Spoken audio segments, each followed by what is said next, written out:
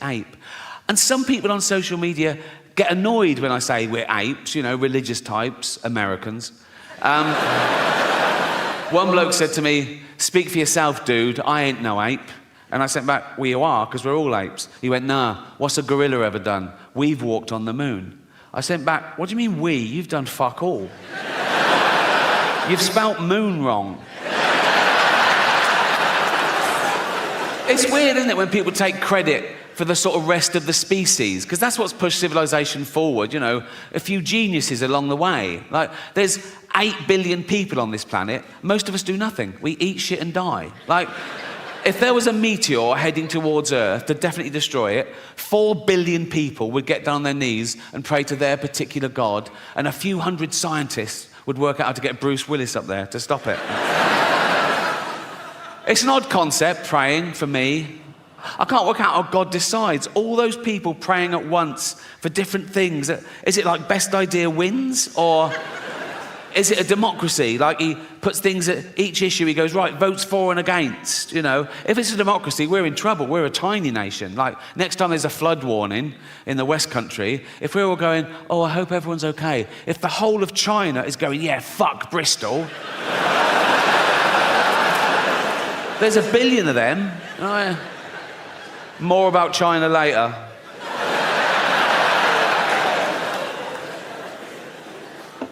Yeah, I've always found praying quite strange. Like, if I bump into a friend or neighbour and I know they've got a little kid, and I go, "Oh, how's so-and-so?" And they go, "Oh, not good. He's in intensive care. We don't know if he's going to pull through, but I pray every night."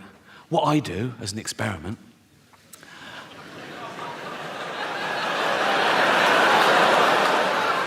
I go home and I pray twice that he doesn't make it. I don't do that. Years old as Homo sapiens. We've been around as hominids for a few million years, and of course, along with every other life form that exists at the moment, we've been evolving for 3.5 billion years. Everything that exists at the moment all came from the same little blob of organic matter 3.5 billion years ago. That's why it annoys me when people say, "Oh yeah, humans, we're the most evolved." We're not the most evolved. We're no more evolved than the slug or the snail. People go, "Oh, come on, look at them." Yeah, they got it right early doors. Nature keeps testing them. You know, "Do you want eyes?" "No." "Not really." "No." I have noticed one thing about the slug and the snail. Let's not split hairs, let's be honest. The snail is basically a slug with a shell on it, isn't it, right? But if you pull the shell off the snail, it starts giving it all, "Oh, I'm dying. And the slug is like, "Welcome to the real world." 35, 40, if you're lucky. You're born, you grow, you mate, you're playing with your kids, you get a cut, you go, "Oh, what's that, dead?"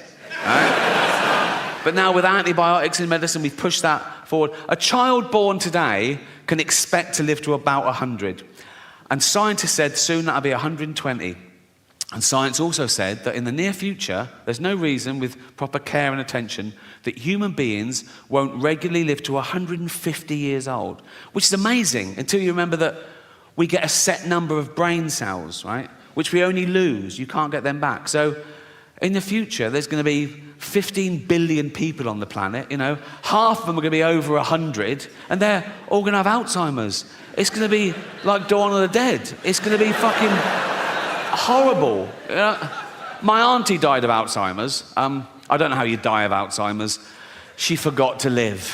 Right?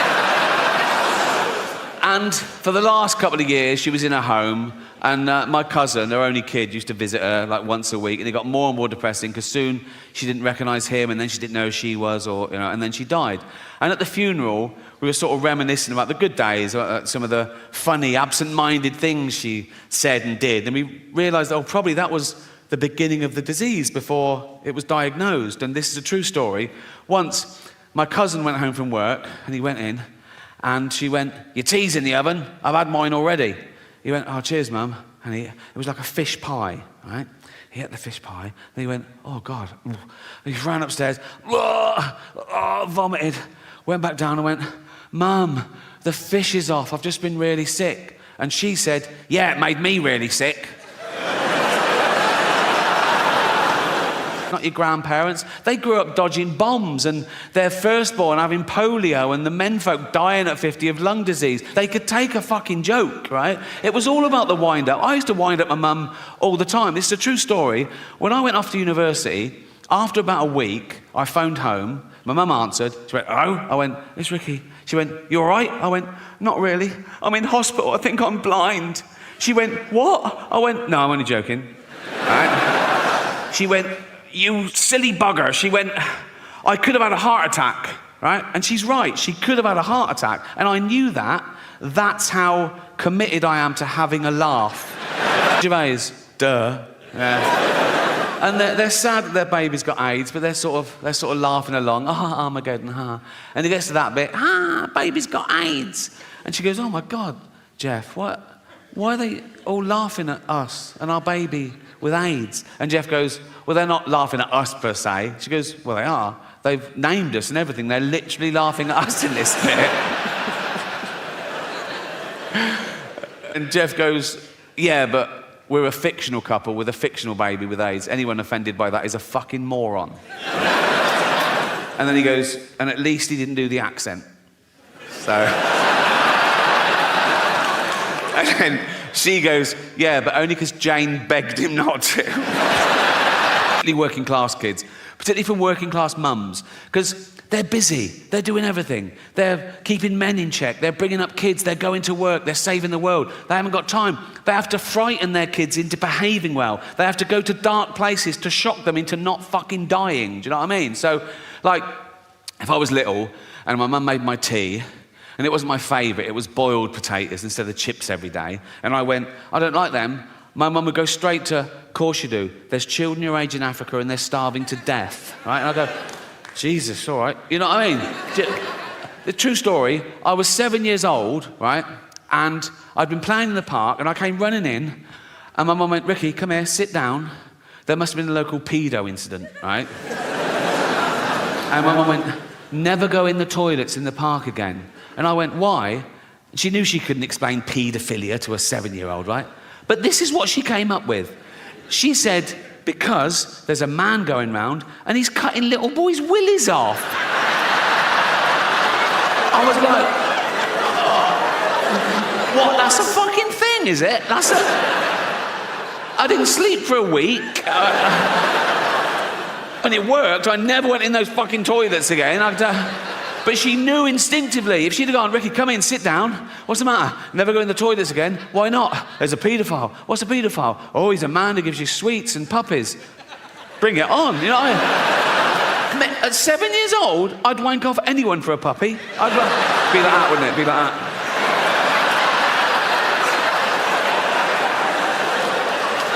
Gonna get a puppy here. I'm getting a puppy. I'm getting a puppy. Gonna get a puppy, eh? Oh, fucking hell. Oh, I cannot do it left-handed at all. Fucking hell, come on. Have you been drinking? Oh, Jesus Christ. Come on. Fucking hell. Oh.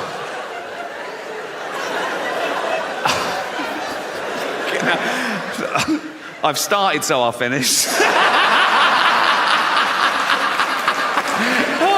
Oh, fuck me. Oh, what sort of puppy is it?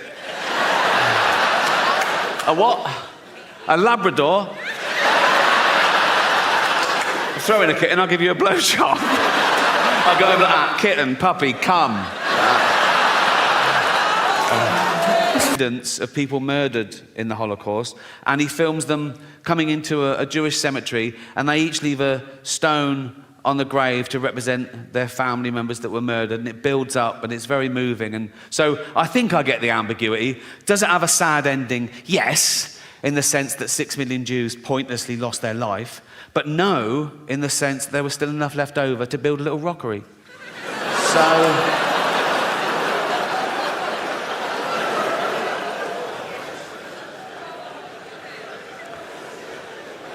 I asked one question myself on this. Is James Corden in it?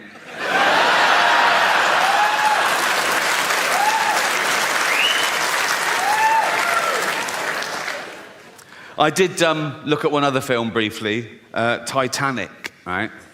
And it's got all the same sort of questions. And the one where it goes, are any animals harmed? Someone answers, there were no explicit scenes of animals being harmed, but Rose did have a goldfish, which probably didn't make it.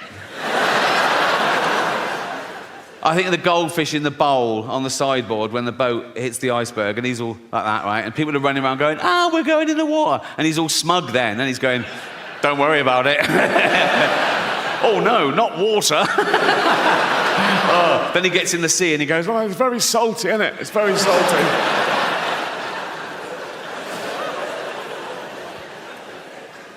Barn. And the mother's suspicious, right? And she goes, is it Old Yeller all right? Yeah, he's fine. But the kid knows that he's been bitten, right? And soon, Old Yeller starts foaming at the mouth and, getting aggressive. And the mother turns up with a gun. And the kid goes, no. And she goes, you know we've got to do it, boy. He goes, yeah, but he's my dog. I'll do it. And he shoots his own dog. And I was like in floods for like a year, right? Anyway, fast forward. Right, a few years ago, I was on tour, I was on a train, and I get a text from Jane, and she says, I'm finally watching Old Yeller. And I sent back, enjoy, right? I didn't think, right?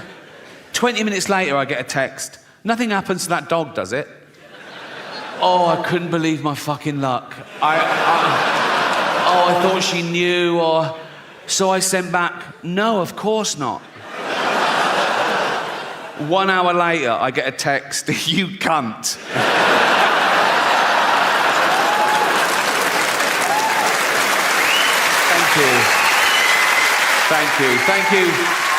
Thank you very much. Cheers. Thanks to everyone who bought a ticket. If you bought a platinum ticket, the money goes to an animal charity, and you've raised $2 million so far, so thank you so much. I even get a bit of stick about that on social media. There's always someone who goes, why do you only speak up for animals? And I go, well, because they haven't got a voice of their own except parrots. And I think that's why we don't eat parrots. Everyone around the world eats every other type of bird, don't they? Everyone in the world eats fucking chickens and ducks and geese and turkeys and ostriches. No one eats parrots. Do you know why? If you go and try and eat a parrot, it goes, fuck off, you cunt. So speaking up really does work, right? And that has sort of been one of the themes of the show, because I know in the real world, in normal jobs, everyday life, you get in trouble. People tell you off for saying certain things or thinking certain things or even laughing at certain things, right? They say you're bad for laughing at that. And some of you take it to heart. You go, oh my God, am I a bad person? No, you're not. One, you can't choose your sense of humour. You can't, it's involuntary. And two, that's exactly what humour is for, to laugh at bad shit, to get us through it, right? And...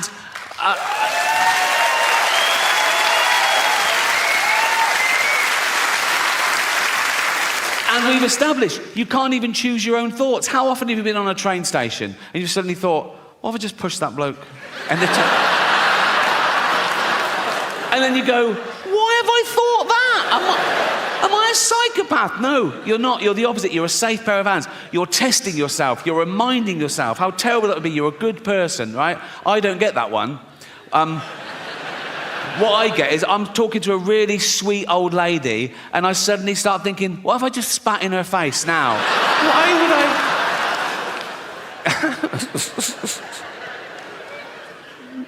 I? Another theme of the show has been words change and I'm woke, haha. But here's the irony. I think I am woke, but I think that word has changed. I think if woke still means what it used to mean, that you're aware of your own privilege, you try and maximise equality, minimise oppression, be anti-racist, anti-sexist, anti-homophobic. Yes, I'm definitely woke. If woke now means being a puritanical, authoritarian bully who gets people fired for an honest opinion or even a fact, then no, I'm not woke. Fuck that.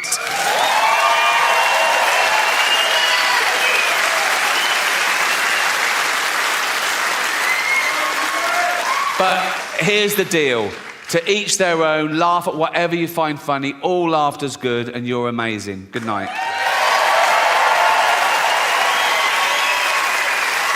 Show so far. So I want to talk about something I haven't talked about before, and that's to give you a glimpse behind the curtain of the Golden Globes, right? And thank you.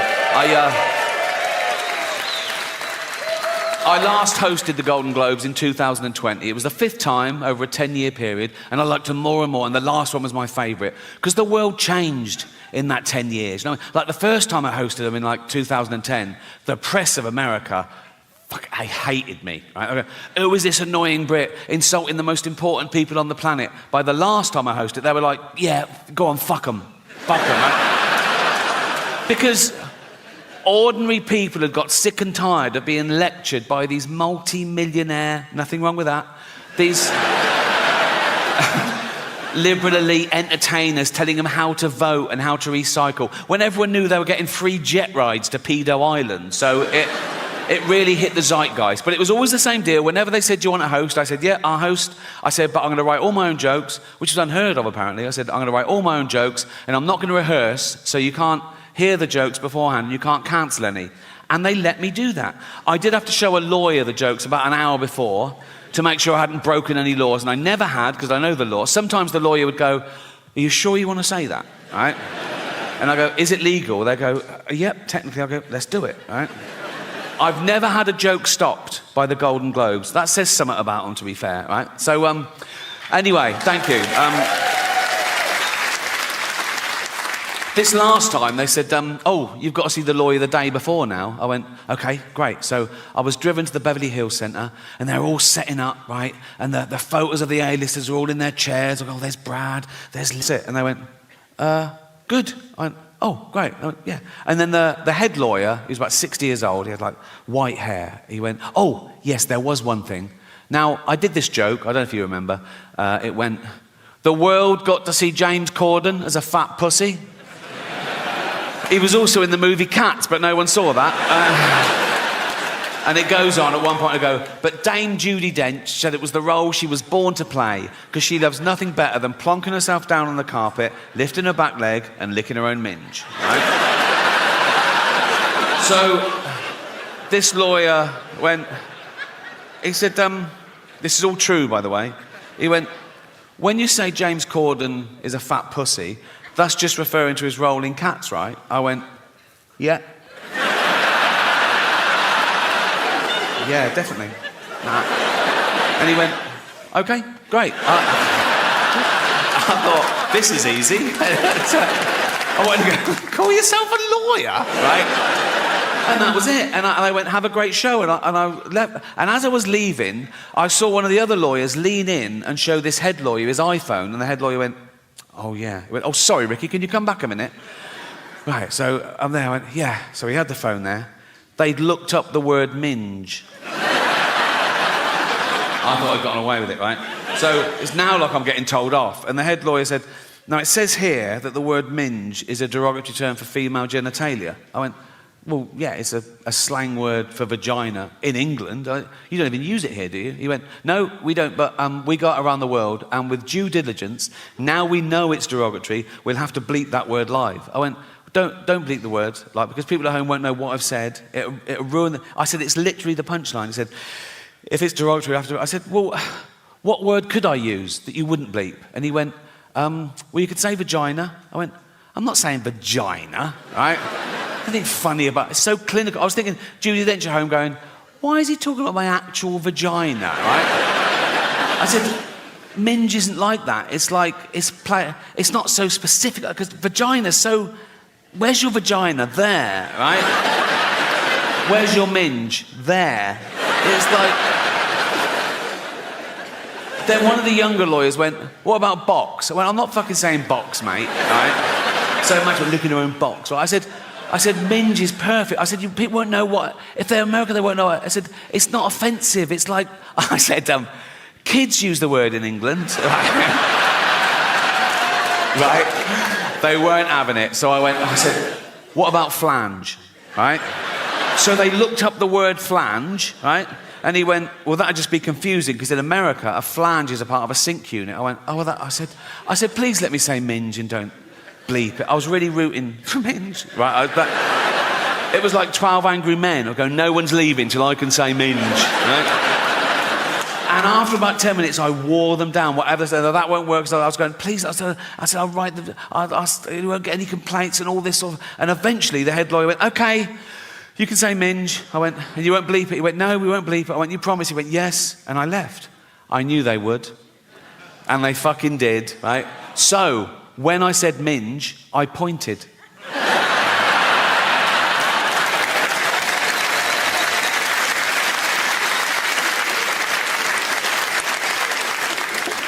The most frequently asked question I get about the Golden Globes is always, was someone so angry about what you said about them, they came up to you afterwards and want to throw, and I always go, oh God, no. I wouldn't even say if that had happened, because I don't like gossip, to be honest, right?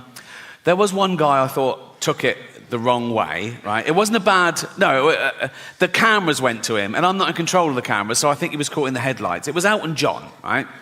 But it wasn't a bad joke. I was introducing Madonna, okay? And I later found out that him and Madonna were in this feud, and he hated being mentioned in the same sentence as it. But I didn't know at the time. I was confused, right? And it wasn't part of the monologue, but I'm there for like 3 hours, right? And now and again, the stage manager put a head around the door and go, do you want to introduce so-and-so? And I go, yeah, fine. And I come out and I either do it straight or I ad-lib. And this was little ad-lib because I saw Elton in the front row, right? So this was a joke. I came out and I said, our next presenter is the Queen of Pop. Not you, Elton. Sit down, right? And he sort of went to him, he sort of went, and I was like, oh, fuck, he hated that. And I was thinking, why is he, I said, oh, God, do you think I'm homophobic? Oh, I'm not homophobic. There's always in my head. Then I thought, he must have heard worse, right? In the 1980s, right, when Elton John was in the closet, he wasn't out, he was married to a woman, right? He was also chairman of Watford Football Club. And he and his then wife would go along and watch Watford play, and the entire crowd would sing, don't bend down when Elton's around or you might get a willy up your arse. Which puts my little quip into perspective, doesn't it? I don't know how football fans know how to start at the right time in the same key. Do they hand out sheet music before we're doing Willy up the arse in C? Jeff's doing a solo. It's like, and what they usually do, they get a traditional tune so everyone knows it, and they change the lyrics. Some genius changes the lyrics, right, to be as offensive about someone or something or somewhere or whatever, right? So the tune they used to use, I remember it, it was that old Cockney knees up song. My old man said, follow the van and don't dilly-dally on the way. Do you know that one? Remember the term dilly-dally? They use it very creatively in their version, right? So this was their lyric. It was the 80s. It's not politically correct. I apologise. But they're football hooligans. What are you going to do, right? So let's analyse their genius lyrics, right? This is what they used to sing. Don't bend down when Elton's around or you might get a willy up your arse. I mean, you might. Not necessarily his, but, you know, like mathematicians amongst you would have to go, yeah, there's a slight... Like, if 1,000 people bent down when Elton was around, one of them might randomly... Someone might come off a bicycle and go, sorry, like that, and they oh, fuck, and the scientists will go, one. Do you know what I mean? There's a slight... Also, when Elton's around, that's ambiguous. That could fit... Like, you could have two gentlemen having anal sex in a hotel room, right? And then the next day they find out that Elton John was staying in the next room. They go, oh, I got a willy up the arse when Elton was around, you know? I'll give him that. Anyway. Don't bend down when Elton's around or you might get a willy up your arse. He has the nerve to call us dear. We all know he's a fucking queer. Sorry, right? And he goes... He dallies and dillies. They've reversed it. Why? He dallies and dillies. He plays with people's willies. Again, I don't know what play with means in this context. It could be like, wow. It could be anything, couldn't it? Wow. I thought you were going to suck it. No. He dallies and dillies. He plays with people's willies. He's up every arse in town. I'd stop him there. I'd go, no, you know, that is provably false. He's not up every arse in town, is he?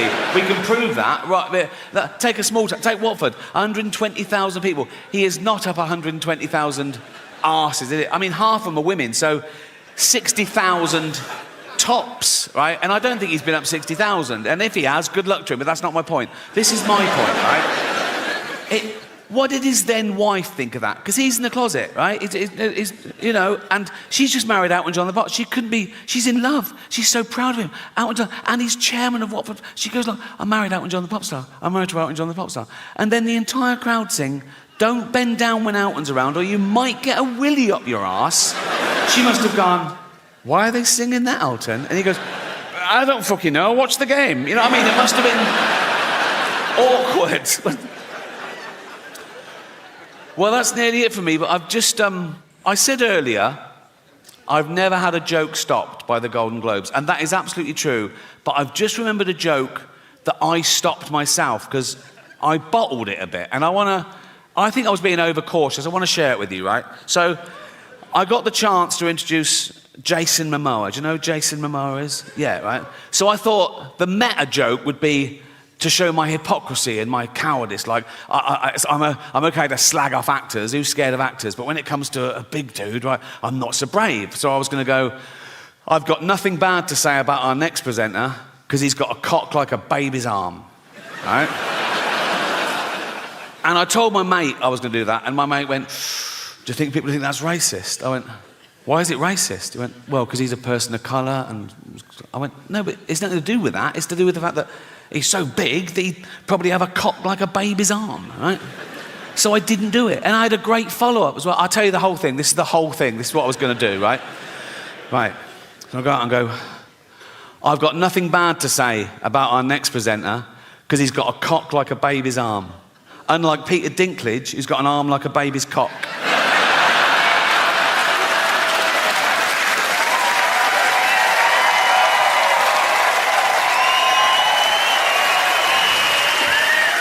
I reckon it's the next 10 years that I will. But as of now, my arsehole has never let me down. Very underrated, the human arsehole. Everyone goes, oh, the human brain, the greatest computer known to man. All the human liver can regenerate itself. Your arsehole is working 24/7.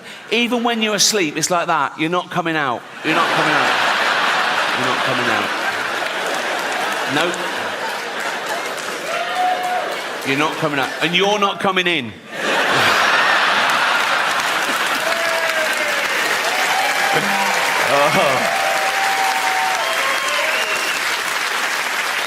Because it's like a sewer in there, isn't it? But you've got a lovely little manhole cover. Think of that in real life. Walking along a pavement, it's lovely pavement. If that burst, and you know what's in a sewer, don't you?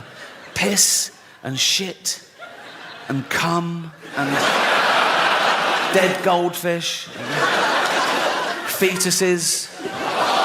In China, just the girl ones. Relax.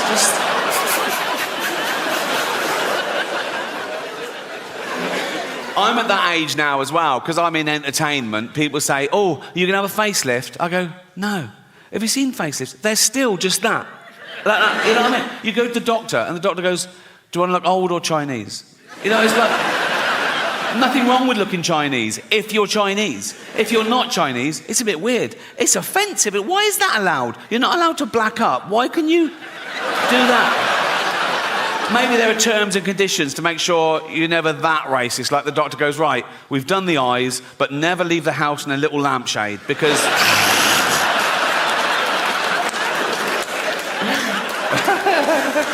Oh, so childish. It's so childish. But I hope you agree it was a positive show. It wasn't about death, it was about life. And some people are so worried about dying, they forget to live. And some people are so scared to do something. Oh, no, that's dangerous, that's dangerous. All the most fun things are dangerous. Roads are dangerous. Alcohol is dangerous. Alcohol is a poison. I should know. I sell it. Dutch Barn. Right? So, yes. Right. Alcohol gives you brain disease, liver disease, kidney disease, heart disease, mental illness, but it does loosen you up at parties. So... think of all the babies born through alcohol, yeah. Many of them deformed if the mother carried on drinking. But the good thing about being born deformed is, you... Hear me out.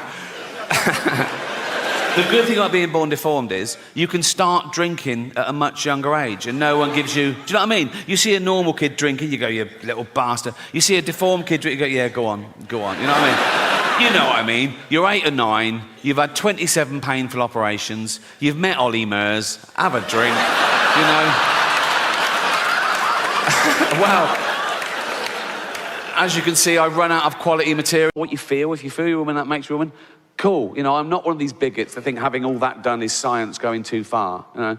In fact, I don't think it's going far enough. Because I've always identified as a chimp, right? Well, I am a chimp. If I say I'm a chimp, I am a chimp, you know. Pre-op, but... and don't ever dead name me.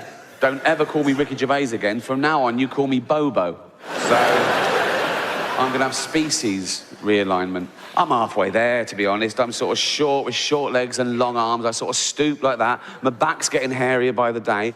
I've got fangs. I love nuts. Oh, I love nuts. And once, I was at the zoo, and I could tell people were looking at me, so I just started masturbating.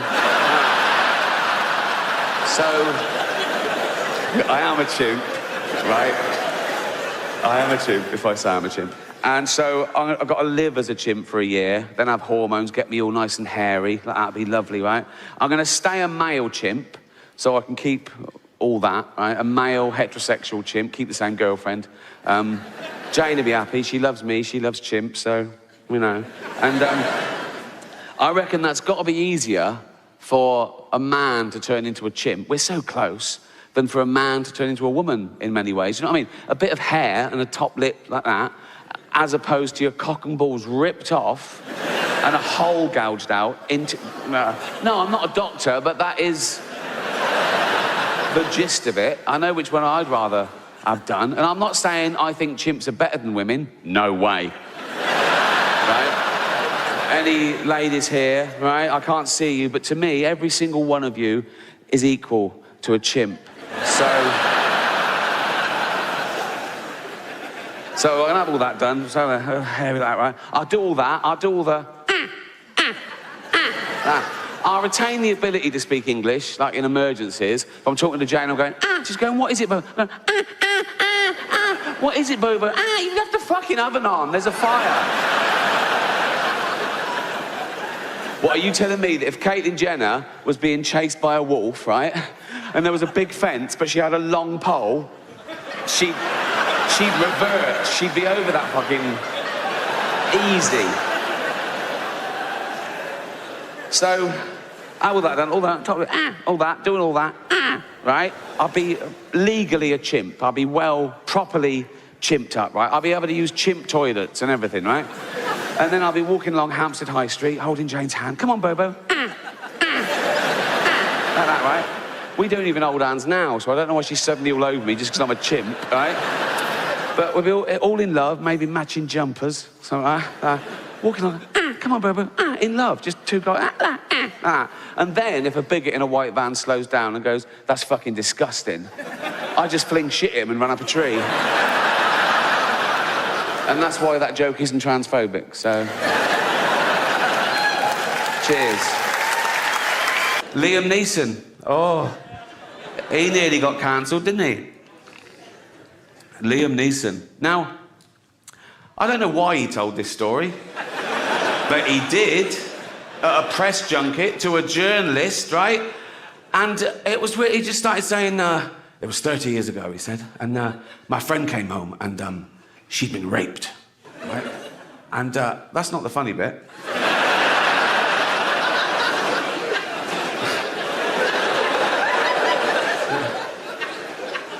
He said, she'd been raped. I said, what did the guy look like? He said he was a black guy. He said, so I got my cosh and I went out looking for the first black guy. He said, nothing happened. I came to my senses, right? But the weird thing about that story is, who has a cosh? Who has a...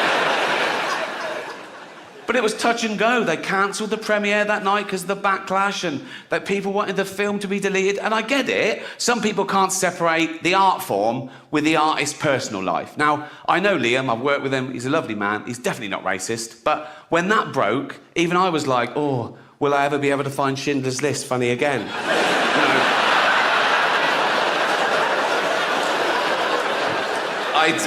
I do still find it funny, obviously.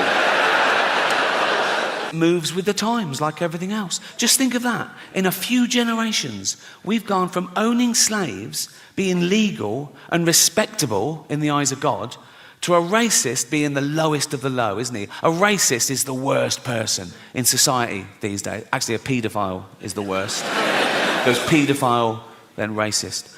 A racist paedophile is the worst. If I met a racist paedophile, I'd go, fuck the little black ones too, you bigot. You know?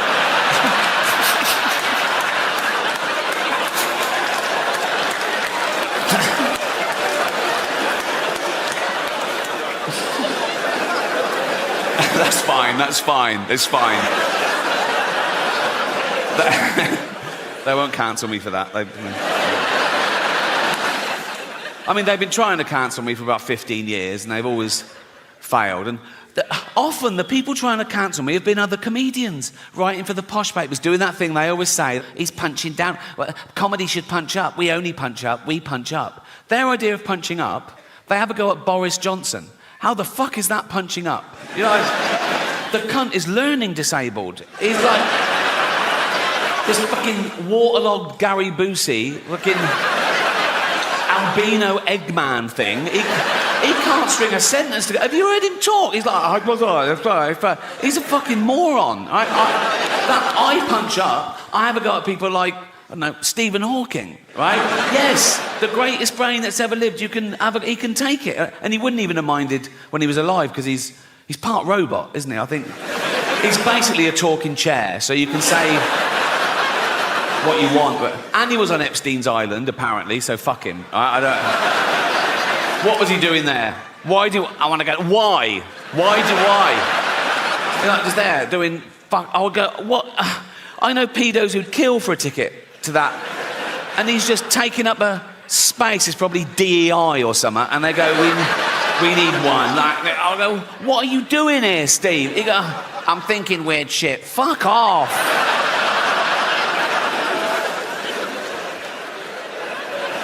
That is probably a hate crime. That is. It's a big buzzword at the moment, isn't it? Hate crime. Whatever happens, someone always goes, oh, was it a hate crime? Why? Makes it so much worse. Does it? Why? If I was just walking home tonight and someone randomly jumped me, beat me up, mugged me, stabbed me, threw acid in my face, I wake up in intensive care, beep, beep, beep. I open my eyes through the bandages. There's a policeman. He goes, Miss Gervais? I go, yeah. He goes, we just want to let you know it wasn't a hate crime. I go, oh, thank God for that. Pretty hateful, isn't it? But no, a hate crime is something that's based on your race, disability, sexuality. So a guy with a gun, he wants to kill someone at random. He sees a crowd. He goes, eeny, meeny, miny, mo, bang, kills someone, dead. He goes to court. The judge goes, why did you kill that person? He goes, no reason. The judge goes, so you're not a bigot? He goes, if Darren is definitely bent, you can't go around just slagging off Darren willy-nilly. Do you know what I mean? You can get sued in this country for saying someone's gay if they're not, you know, which is a homophobic law, because you can't be sued the other way around. You can't be sued for saying someone's not gay if they are, which seems unfair, doesn't it? Like, I could go up to Britain's biggest gay and go, all right, Alton, all right, and he'd love that. He'd fucking love that. If that's your game, you want to be top of the pile, so to speak, right? I'd go, all right, Alton. He'd go, yeah. I'd go, ha, ha, ha, ha, ha, ha, you're not a gay. He'd go, I bloody am. He'd go, I'm going to sue you. I go, you can't. You can't. He'd go, but know that I am gay. I go, I don't believe you are. He'd go, well, come on with me and see the shit I do if you don't believe me.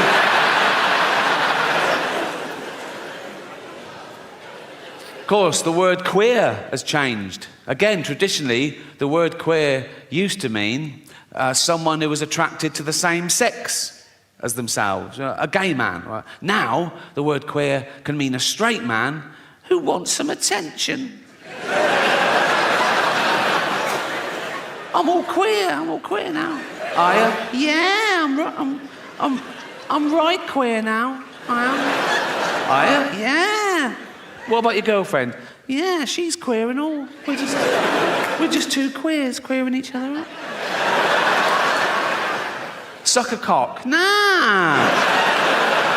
No, didn't think so. I'm not that sort of queer. Oh, what sort of a queer are you? Dyed my hair blue. So did my grandmother, and she fucking loved cock. So, what are we saying? I have no evidence for that. The word handicapped, right? Again, traditionally, that was the politically correct term, the all-inclusive term for cripples and shit, right? But then they went, no, we want to be disabled. They didn't want to be disabled. They said, we want to be referred to as disabled. We don't like the term handicapped anymore. Stop using it. Say disabled. And we went, okay, fine. And that's great. Just tell me the rules. In fact, I'm a stickler for the rules. Like, if I was on a beach and a woman came running up and went, help, help, my handicapped toddler's drowning, I'd go, sorry, you're what, love? What? My handicapped toddler's drowning and he can't swim. Whoa, do you mean your disabled toddler is drowning? She'd go, yeah. I go, right, well, dead. Wasted too much time being woke, didn't I? Well, I am woke now, and who cares? If humanity was wiped out today, the Earth would return to a paradise in a few hundred years. If we lose bees, we're a desert forever. We're not that important. We're just one species of narcissistic ape. And some people on social media get annoyed when I say we're apes, religious types, Americans. One bloke said to me, speak for yourself, dude, I ain't no ape. And I sent back, well, you are, because we're all apes. He went, nah, what's a gorilla ever done? We've walked on the moon. I sent back, what do you mean we? You've done fuck all. You've spelt moon wrong. It's weird, isn't it, when people take credit for the sort of rest of the species, because that's what's pushed civilization forward, a few geniuses along the way. Like, there's 8 billion people on this planet. Most of us do nothing. We eat shit and die. Like, if there was a meteor heading towards Earth to definitely destroy it, 4 billion people would get down on their knees and pray to their particular god, and a few hundred scientists would work out how to get Bruce Willis up there to stop it. It's an odd concept, praying, for me. I can't work out how God decides. All those people praying at once for different things. Is it like best idea wins? Or is it a democracy? Like he puts things at each issue, he goes, right, votes for and against, If it's a democracy, we're in trouble. We're a tiny nation. Like, next time there's a flood warning in the West Country, if we're all going, oh, I hope everyone's okay. If the whole of China is going, yeah, fuck Bristol. There's a billion of them. Oh, yeah. More about China later.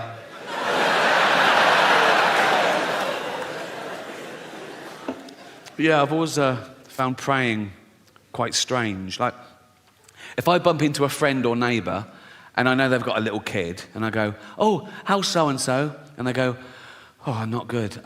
He's in intensive care. We don't know if he's going to pull through, but I pray every night. What I do, as an experiment,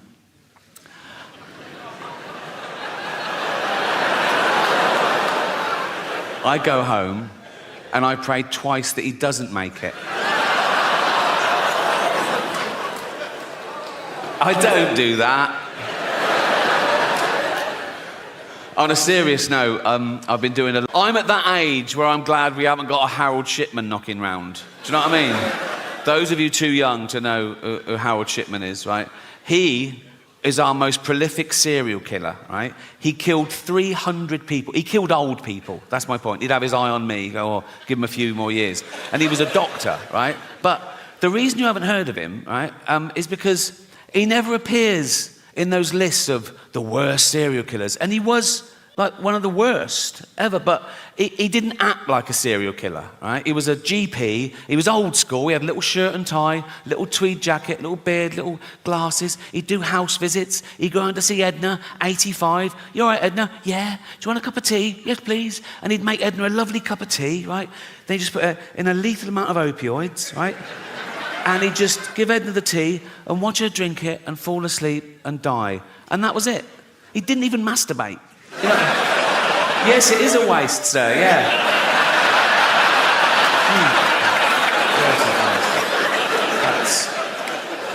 And they reckon he got the idea when he was a little lad, Harold Shipman, little Harold Shipman. He watched his mum dying of lung cancer, being given morphine, and somewhat triggered him. He thought, I'll grow up, become a doctor, and I'll do this. I don't know whether it means that he liked the way the morphine got his mum out of pain. So these were like mercy killings, like, you know, reliving the kindness. Or the opposite, he was jealous of old people who lived longer than his mum should have, so he was punishing them. I don't know, doesn't matter. Actually, it does matter, because if you can really understand why someone does something like that, you might spot the signs in the future and stop a crime before it happens. You know, I always think that when there's a school shooting in America, right, it's usually some emo, right, who goes into a kindergarten, kills about 30 toddlers, turns the gun on himself, right? And all the eyewitnesses, they always say the same thing. They go, oh, he was a loner, he sat at the back, he was shy, he was bullied. Let's round those cunts up now. Do you know what I mean? It's like, go into a school, see who the bully's smashing up, right? Go, I'll take it from here, mate, thank you, right? And drag that little dweeb off to Borstal or jail or so. Go to the bully, go and find another one. You know what I mean? He's doing a great job, but we need more. But they're beating up future child killers. I was listening to the radio in England a few weeks back, Radio 4, quite highbrow. There was a discussion about political correctness. My name came up straight away, right? And there was this woman on there going, oh yeah, well it's not right. Ricky Gervais, he makes jokes about fat people. He wouldn't make jokes about gay people, would he? And being fat is like being gay. What? No, it's not. What? You can't choose your sexuality. As we've established, you choose whether to eat too much or not. You know, with your sexuality, you're born, you grow up, you discover you like same-sex relationships, and that's it. You're gay, okay? For being gay to be the same as being fat, you'd have to be born, be straight, grow up knowing you're straight, but gradually and consciously wean yourself onto cock.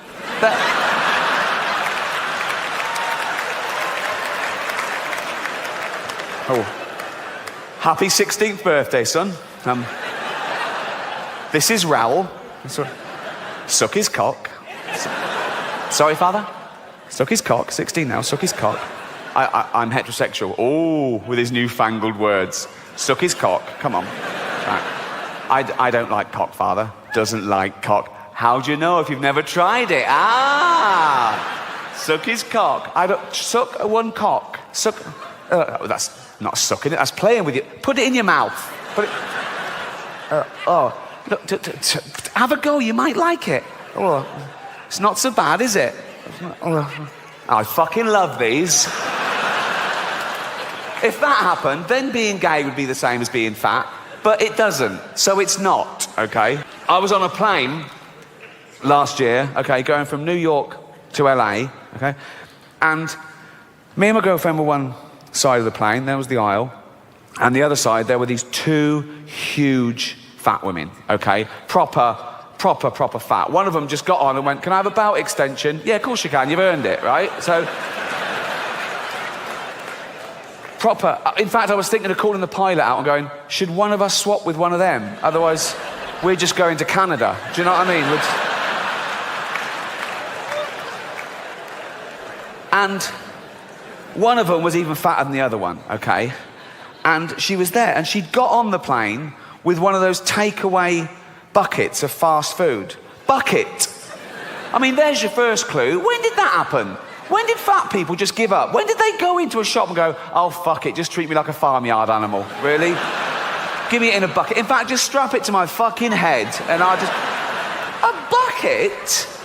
Really? You want your meal in a bucket? Yes. Right?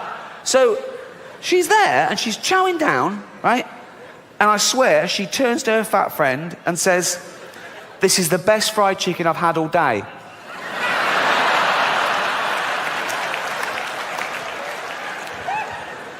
But I'm not having a go. I'm not having a go. No, I'm not. No, I'm not. Because even though it is their own fault, and it is their own fault, I don't know if you know this about fat people, they fucking love cake. They love it. They love it, right? And I blame the food industries, because you go into a supermarket and it's just packed with that stuff. Everything's packed with hydrogenated fats and extra calories and sugar and butter and everything, and they love that, okay? And there's always a big door, isn't there, to a supermarket? It's always, they've got a quadruple door, isn't it? No one's ever been too fat to get through the door of a supermarket, okay? And it opens automatically. So they don't have to waste calories pushing anything. There's just... And it's a good job at Holmes Automatic, because usually it's glass and they can see the pie from down the road and they're in like that. Grazing, right? So, I say, keep the big door. Keep the big door. Sure, keep the big door. Come on, fat people. Come in you go. But when they get in there, it's all fresh fruit and veg. It's all whole grain. It's all stuff that's good for you, okay? Of course, they'll be confused at first. They go, well, that's not real food to them. They think Brussels sprouts is packaging, right? They're looking, where's the cakes? Where's the cakes? The cakes are over here, but the cakes are through a different door. But this door is human-sized, okay?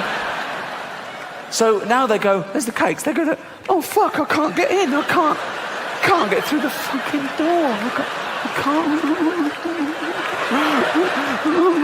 And they're starving. I go, oh, God, what's this? I've got to eat some, what's this, a banana?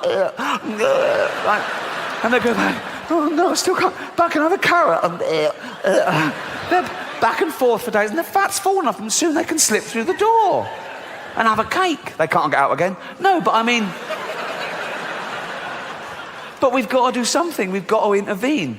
And people say, no, it's nothing to do with you. It's up to them. It's their body. It's their life. And that's true, but we don't say that about wearing crash helmets. Or if you've got a heroin addict in the family, you don't go, oh, it's his life. He loves heroin. You know, you go, no, you've got to stop this. Please don't die. And you get him and you throw him in a cupboard for 3 weeks or something. You can't throw a fat person in a cupboard. You'll do your back in like me. But, you know, heroin addicts, they don't weigh anything. You can throw them around willy-nilly, right? But, in fact, when they're lying there with a needle hanging out, you just get the needle and flick, and they just go into the cupboard like that, okay? Fat people, you've got to lure them in. A little trail of chocolates, and they just follow that anywhere, like that. But we've... Hello. Hello.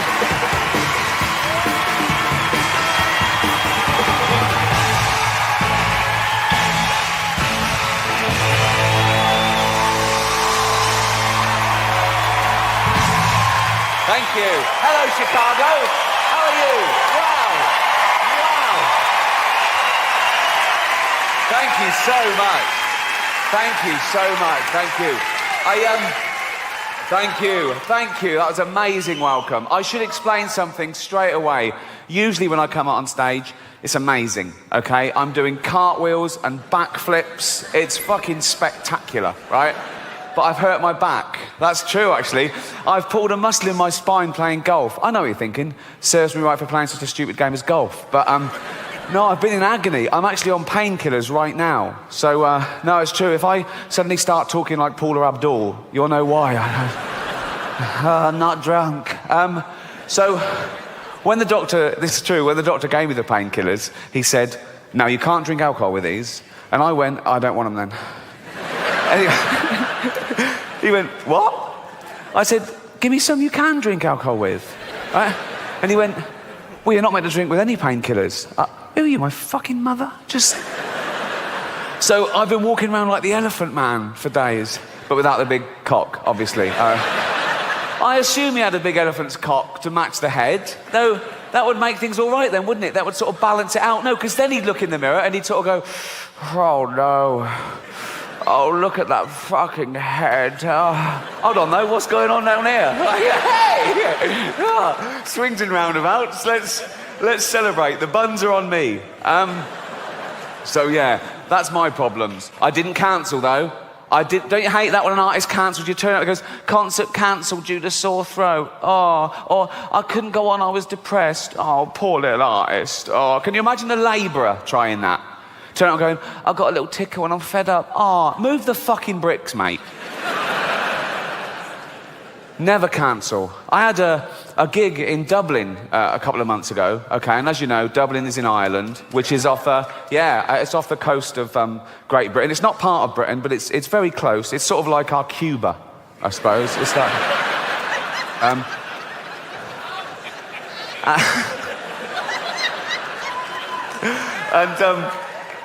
And so, okay, so Dublin O2 Arena, 10,000 seats, sold out well in advance, flights booked, really looking forward to it. A few days before the gig, they start grounding the aeroplanes because there's a volcanic ash cloud over Britain, okay? And if you fly through it, apparently it'll make the plane fall out of the sky. And it was like, that was it. You couldn't fly in that. I mean, a volcano goes off in Iceland and we can't, but what's the point of Iceland, really? You know what I mean?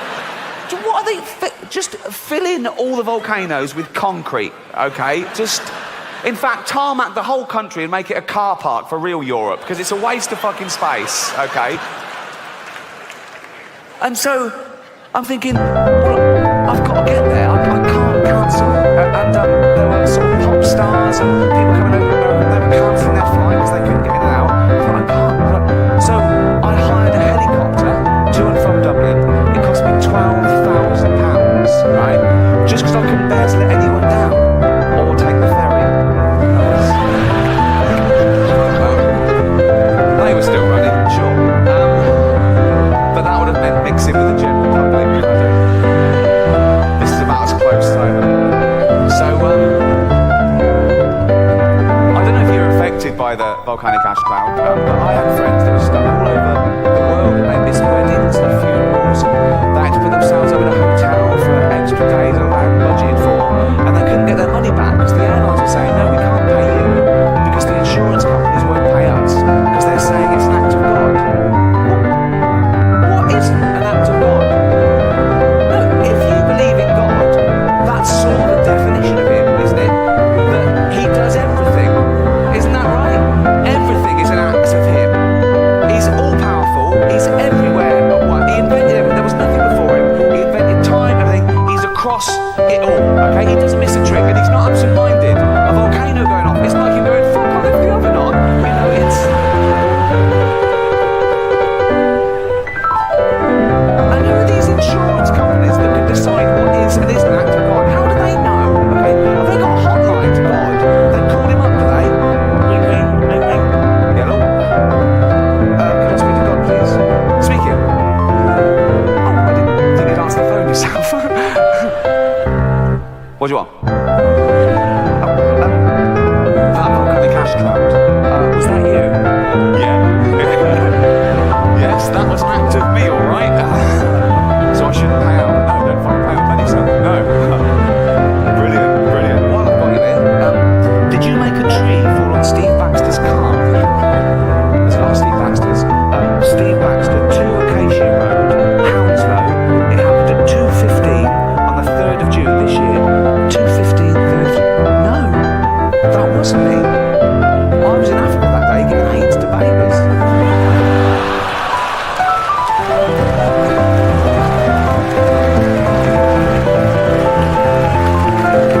He does everything. He does everything. I don't make the rules. And well, I'm glad a happy, smiley face is probably feeling very fortunate that you managed to get a ticket to see a living legend. All right.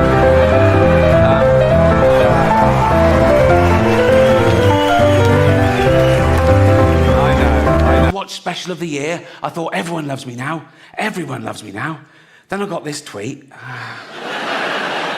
Real tweet. Call yourself a comedian? He knows I do. Literally says the word in my Twitter bio. Call yourself a comedian? You're about as funny as... Now, I thought he was going to go for the jugular and say Miranda or... Come on. Come on, guys. Don't... I'm joking. Right. Call yourself a comedian? You're about as funny as a fart at a baby's funeral. He was trying to hurt my feelings. But his big mistake was choosing something that would be fucking hilarious. As if that would... A fart at a baby's funeral. Big echoey church. Everyone just silently sobbing like that. Tiny little coffin. Tiny little coffin. And someone farts. You'd laugh. Even if it was your baby. You know, no. If you're at the funeral, it's been dead a week, do you know what I mean? You're probably up for a giggle. Particularly if you're the father. If you're the mother, you probably still find it arty and the funny side of things. Oh, women. Not all women. I mean the old-fashioned ones. You know, the old-fashioned women. Oh, God. You know, the ones with wombs. Oh. Those fucking dinosaurs. No, I love the new women. I know the new women. They're great, aren't they? You know, the new ones we've been seeing lately. The ones with beards and cocks. They're as good as gold. I love them. No, it's the old-fashioned. And now the old-fashioned, they go like, oh, they want to use our toilets. Why shouldn't they use your toilets? For ladies. They are ladies. Look at their pronouns. What about this person isn't a lady? Well, his penis. Her penis, you fucking bigot.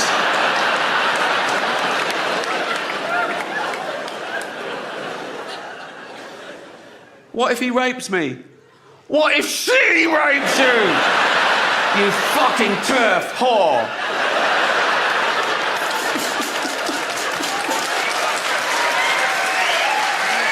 My last show, Supernature, dropped on Netflix last year. Big backlash, wasn't there? Big backlash. People going, you can't say that. You can. You can. I did.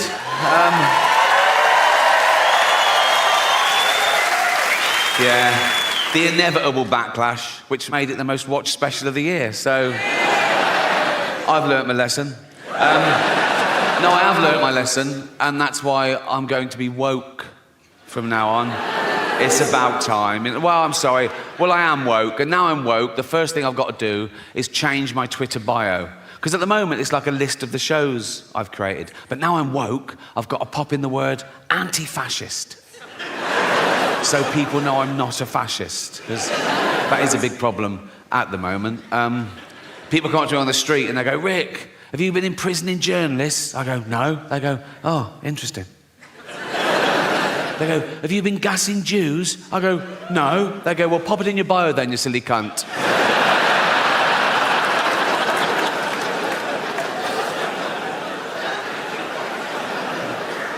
So, yeah. I'm not a fascist. It's an odd thing to just declare, isn't it, that you're not a fascist? We assume, don't we? You wouldn't go up to someone on the street and do that, would you? And go say, oh, by the way, I'm not a fascist. You know, it's like they protest too much. It's like going into a school and going, I'm not a pedo, so just forget I even mentioned it. So these kids are safe running around me. They can run around naked for all I care. I'm not a pedo, so...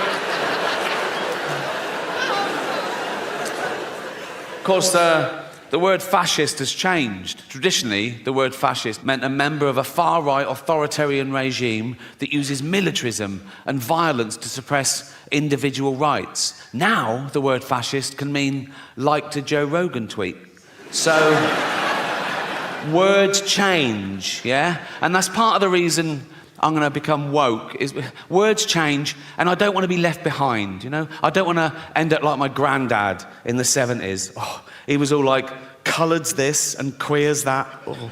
Although the word queer is all right again now. So if you wait long enough, it just goes full circle. Just be patient is my... So yeah, you can use the word queer. You still can't use it as a noun, only as an adjective. You can't go up to someone and go, you're a queer, but you can go, hear about Darren, he's queer now. And a big controversy last time I did it was a Caitlyn Jenner joke, right? Oh, outrage on Twitter the next day. And by outrage, I mean a couple of people going, it was transphobic.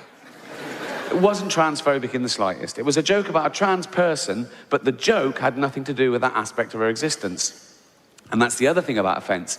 People get offended when they mistake the subject of a joke with the actual target, and they're not necessarily the same. I'll tell you the joke. You make your own minds up. Right. So...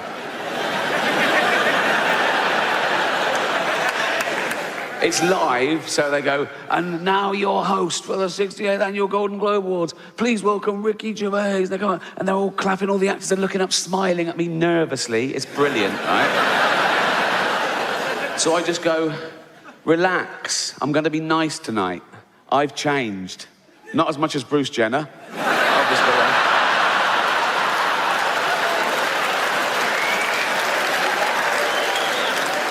And I go, now Caitlyn Jenner, of course, and what a year she's had. Became a role model for trans people everywhere, bravely breaking down barriers and destroying stereotypes. She didn't do a lot for women drivers. So, that's a clever joke, and I'll tell you why, right? It's layered. No, listen, right? The subject of that joke is stereotypes. I'm playing with the notion of stereotypes, right? So I start off saying, she's a real woman. Some would say a liberal, progressive attitude. Then I go, oh, if she's a real woman, I hit them with the old-fashioned reactionary stereotype. She must be a bad driver then, right? And the target of the joke is a celebrity killing someone in their car. Let's not forget that, shall we? A celebrity killing someone in their car, running home and popping on a dress. That's the target of the joke, just so we're clear, okay? She was interviewed about a week later at some press conference for a show she was launching, now cancelled. And the press were around and one of them said, what do you think of the Ricky Gervais joke? And she went, maybe I should host the Golden Globes, right? And they tweeted that, and they atted me in, because they want a celebrity feud, you know? It was clickbait, so I rose to the bait, obviously. I just sent back, let her host, just don't let her drive.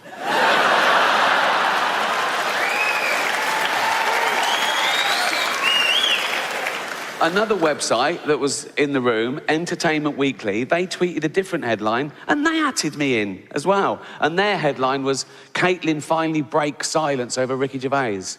I just sent back, at last. She always breaks too late. Bring it on. Bring it on. But I'm a considered comedian. I like my jokes to be accurate and my targets to be fair. So I was engaging these people. I was saying, why is it transphobic? And they were saying, it's about a trans person. I said, well, that's ridiculous. That's like saying a joke about Bill Cosby is automatically racist. It depends on the joke. But I was talking to them, I'm willing to learn, and I found out my crime was that I dead named her.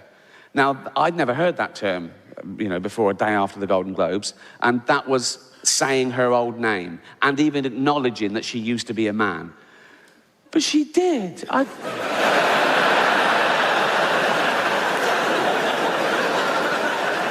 I saw him on the Olympic Games. It was decathlon. It was in everything. He was all over the place. Shot put and pole vault. He won a medal. He was famous. He was on telly all the time. But, you know, a big, famous man with a huge, I don't know, but I mean, I'm guessing he's a big, but I've learned my lesson. Now, I'd never dead name her now. Now I know it's wrong. I'd never dead name her now. But like years ago, when, you know, she was a man, no, because years ago, I'm saying, right, and she went to the doctor, right, and knocked on the door, and the doctor went, come in. This is years ago. I was saying, I'd never dead name her now, but this is like a flashback before anyone, do you know what so, like, come in, and he went, hello, Bruce Jenner, because that was his name then. The doctor, you know, this was years ago, and the doctor went, oh, I'm Bruce Jenner, you big old... How you doing, boy, you fucker? How you doing? You big old lump. Oh, how you doing, boy? Come here, you fucker. How you doing, Brucey boy? You all right? Right? And Bruce Jenner, because that was his name, this is years ago, right? So Bruce Jenner went, yeah, not too bad, doctor, yeah. Not too bad, right? And I was like, what can I do for you, Bruce? You fucker. How you doing, boy? And Bruce Jenner went, because that was his name. Bruce Jenner went, look at that. And they went, oh, come on, Bruce Jenner, you know the rules. He uses his whole name every time for some reason, I don't know why. Come on, Bruce Jenner, you fucker, you know the rules. You can't bring your big old pole vaulting pole in here, mate, you know. And Bruce Jenner went, no, that's not my pole vaulting pole, that's my enormous penis. And I thought, oh, right, yeah, seeing as it is your penis, you can bring it in here. But you should have left your shot puts outside. And Bruce Jenner went, that was his name for 58 years, I think.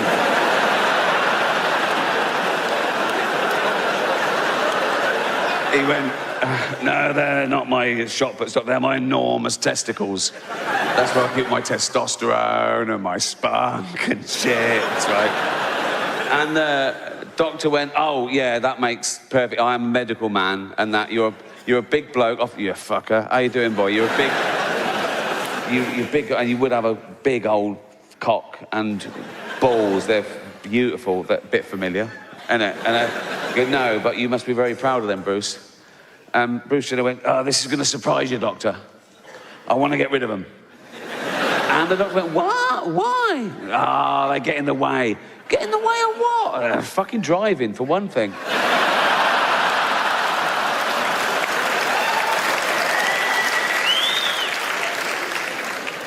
So I'm engaging these people, and I'm saying, but I had to say her old name because that gets me into the joke. I say, I've changed, not as much as Bruce Jenner, and then I do the actual joke. I went, no, this is my second crime. I say, she hasn't changed, right? She's always been a woman, because she's... How subjective it is, how one person... Some people can find them hilarious, some people find them the least funny person in the world. And when someone says to me about another comedian, they say, oh, they're not funny.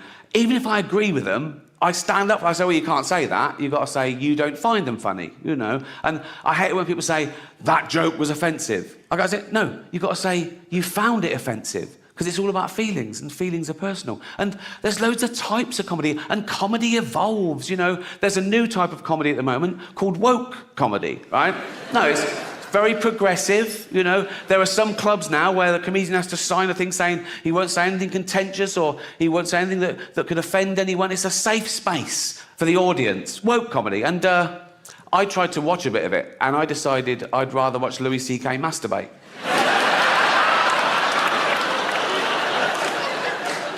Can't mention him anymore. He's cancelled. Not enough to apologise and move on. You've got to... Like poor Kevin Hart. See, Kevin Hart, he got the job hosting the Oscars. It was his best day ever. He was on Twitter going, oh, I've wanted to do this all my life, right? And then someone found these 10-year-old tweets, right? That they were sort of childish, sort of shitty, homophobic tweets. It was about his son. He was mucking around. He said, oh, my son's doing so-and-so. I hope he's not gay. There was a massive backlash. He went, oh, sorry, I'm not homophobic, really sorry. He deleted them, right? And said, I'm really sorry. 10 years later, someone finds a screen grab and goes, look, he's done this. Oh, big. The Oscars go, oh, you've got to apologise again. He went, no, I've apologised. I can't keep apologising. And he's right. If there's no value to saying sorry and evolving, he might as well just tweet him again. That's how I deal with shit. Anyway. But if you're the type of person to revel in someone getting cancelled for something they said 10 years ago, you're just ensuring that one day you'll be cancelled for something you said today. You can't predict what will be offensive in the future. You don't know who the dominant mob will be. You know, like, the worst thing you can say today, get you cancelled on Twitter, death threats, whatever, the worst thing you can say today is, women don't have penises, right? Now, no one saw that coming. There are Oxbridge comedians writing for the posh papers, telling you the rules of comedy. They're laying it down, laying down the law, right? And it's all stuff like, comedy should punch up. You should never punch down. You should never punch down. Sometimes you've got to punch down. Like, if you're beating up a disabled toddler. You know what I mean? If you punch up, you'll miss the little cunt and he'll win, you know? I like that joke because it highlights the difference between metaphorical punching down in jokes and actual punching down. But people nowadays want you to believe that words are actual violence, right? Now, you laughed at a joke about beating up a disabled toddler. No one got hurt. If I'd have actually dragged out a disabled toddler and started beating him up, you wouldn't laugh, right? That's why I dropped that bit. But these people are virtue signalling. They're trying to bring people down to raise their own status. And they say it's because, no, we're protecting minorities. Like, they're basically saying minorities haven't got a sense of humour, which is so patronising. And I get that as well, to what it's like to be outnumbered. In this country, we're still only 5% black, 5% Asian, 5% LGBTQ, you know, tiny numbers. Now, I'm a white, heterosexual multi-millionaire, right?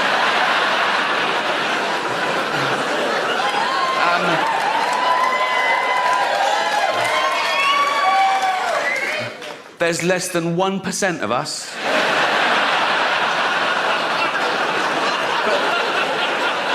Do I whine? No. Do I I don't mind. I just get on with it. Come on, Rick. Come on, Rick. Just keep I'm like Rosa Parks. Do you know what I mean? I'm like... Except I fought for the right to never have to take a seat on a bus. But...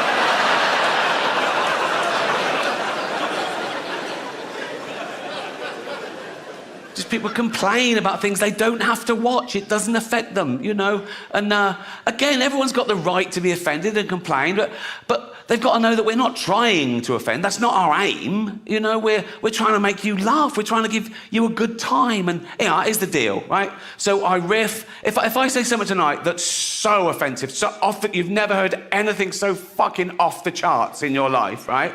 Don't make a scene. Go to the box office after the show. They can't give you money back straight away, but there's a form you fill out with the complaint, and I take those away and I shit on them. So humanity.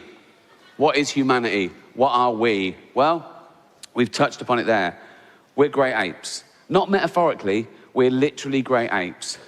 We are 98.6% genetically identical to a chimpanzee. We're closer to chimps than chimps are to gorillas. We left our common ancestor about 6 million years ago.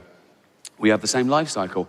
Same life cycle as any other animal, which is our parents mate, we're born, we grow, we mate, our parents die, all our friends die, and then we die. Now, my 7-year-old niece didn't like hearing that, right? But I said, you've got to look. I said, stop crying. I said, you're 7, you know, today. So...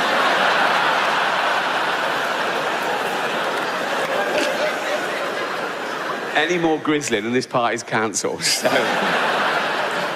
let's take the first of those, right? Birth. It's already an odd one for humanity because the human being is born before the end of its natural gestation period. And by that, I mean, because of our evolution, our brain is so big, we have to get that huge head out early. That's why the skull is in parts and supple, right? And then we have to carry on gestating outside the womb. That's why we're so useless. Compare us to other mammals, right?